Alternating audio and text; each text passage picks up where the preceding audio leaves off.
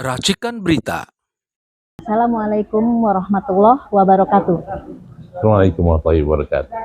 Saudara pemirsa yang budiman, kali ini UI Watch mendatangkan sahabat kita Bapak Jainul Arifin, angkatan dari UI angkatan 67. Selamat siang Bapak Jainul. Ya, selamat datang.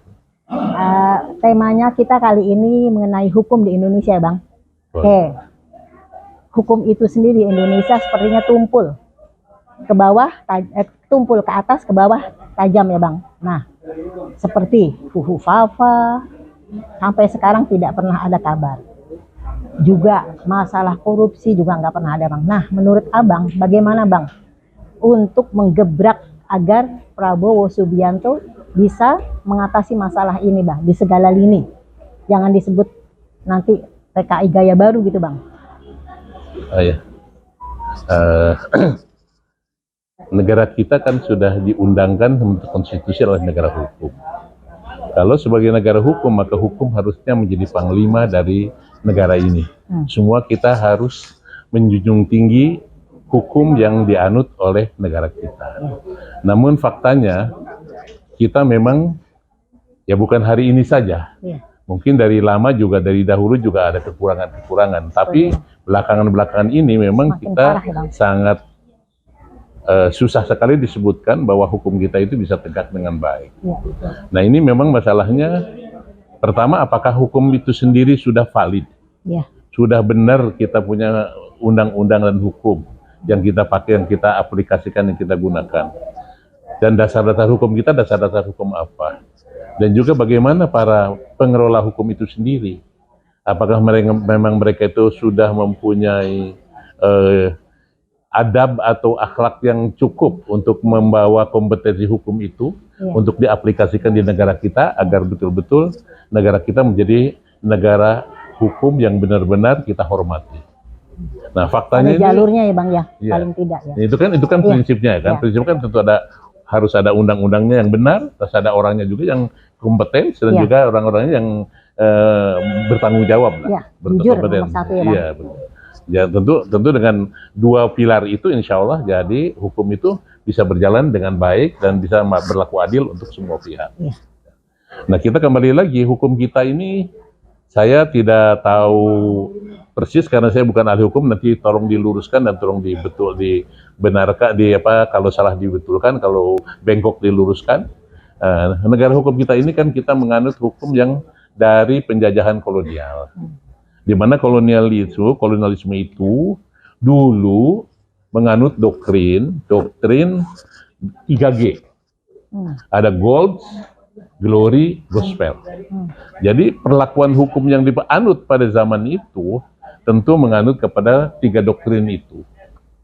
Di mana memberikan keuntungan kepada mereka, pada penguasa, di mana memberikan kewenangan ke otoritasi dan kekuasaan yang mereka lakukan dengan bisa juga sewenang-wenang, dan ada juga di sini gospelnya, yaitu pengembangan agamanya. Jadi mereka untuk mengatur semua itu dengan konsep 3 doktrin itu, gold, glory, and gospel.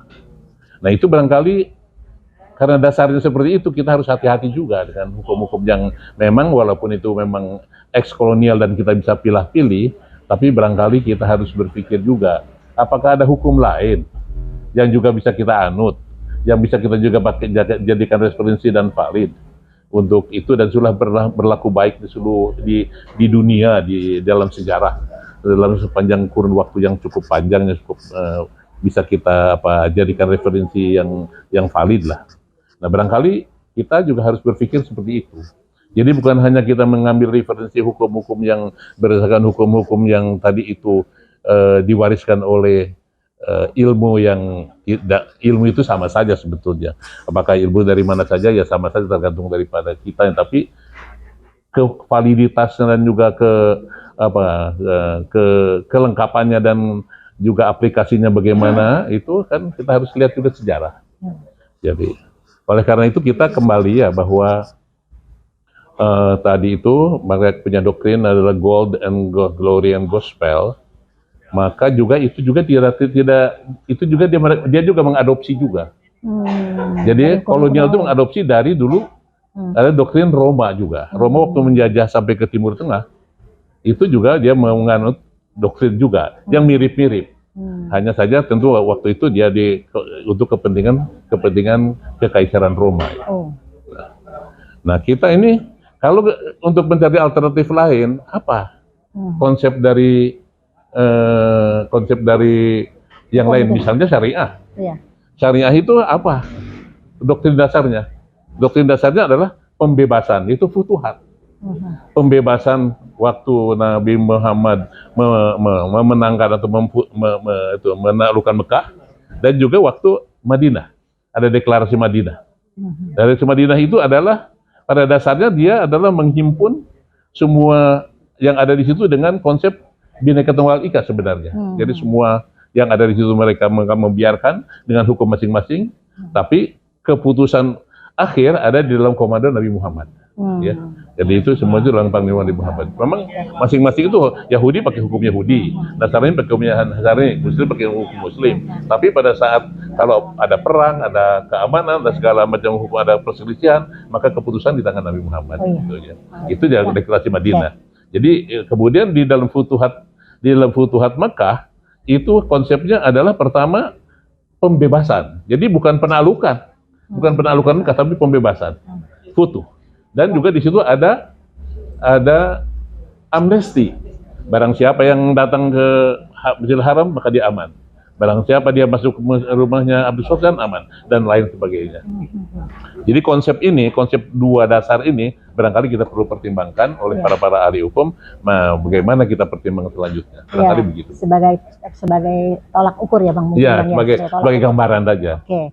Jadi gini, menurut Abang, bagaimana Bang menurut Abang? Bisa tidak yang Abang bicarakan tadi itu dipakai di Indonesia, Bang? Bisa. Bisa ya?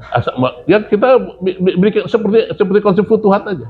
Artinya gini, kalau perlu kan ada DPD, ada DPRD, ada Pemda dan lain-lain. Ya dia adakan plebiscit aja di masing-masing daerah. Mau pilih apa? Mau pilih ini atau pilih itu? Dan kita anut aja gitu. Kan sama saja deh, seperti juga di India. Yang ikut Muslim India ya ikut hukum yang ditentukan oleh orang-orang Hindu.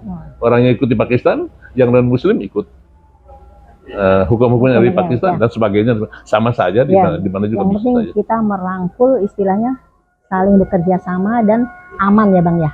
Ya, yang penting begini, Bu. Yang penting kita itu hukum itu bisa tegak. Betul. Dan dianut dan ditapatuhi oleh sebuah pihak, baik oleh penguasa maupun oleh masyarakat. Jadi bukan masing-masing, dan kemudian betul Bang. Jangan tumpul ke bawah, tumpul ke atas, tajam ke bawah ya Bang. Ya itulah hukum di Indonesia kebanyakan seperti benar, itu Bang. Setuju lah. Konsepnya kan artinya hukum itu untuk apa? Iya, untuk betul. Ketertiban semuanya. Iya, betul Bang. Jadi harapan saya sebagai warga Indonesia, saya berkeinginan Pak Prabowo bisa harapan bangsa Indonesia menata kembali hukum. Iya, betul seperti itu Bang. Supaya jadi lagi ya Bang. Ya, terima kasih. Terima kasih Bang Jainul Arifin untuk penjelasannya, sangat bermanfaat. Demikianlah saudara pemirsa untuk tata negara hukum di Indonesia nih Bang ya. Hukum tata negara. Hukum tata negara di Indonesia. Semoga bermanfaat. Demikianlah Bang Jainul, terima kasih. Sudah memberikan penjelasan dengan baik. Selamat sore, selamat berpisah, dan sampai bertemu lagi di lain kesempatan. UI Watch, Probitas Prioritas Justisia.